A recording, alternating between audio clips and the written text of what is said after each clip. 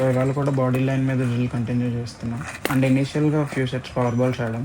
And ఇవాళ ఎక్కువ experimenting లాగా ట్రై చేసాం. అంటే ఫ్రంట్ ఫుట్ మీద కొట్టడం, బ్యాక్ ఫుట్ మీద కొట్టడం అండ్ ఫ్రంట్ ఫుట్ ప్రెస్ నుంచి బాడీ వెయిట్ వెనక్కుంచి కొట్టడం. ఇలా మల్టిపుల్‌గా ఎక్స్‌పెరిమెంట్ చేసాం. And also bat start angles అన్న. కూడా పై నుంచి కొట్టడం అండ్ కింద నుంచి ఆడడం అన్నట్టు.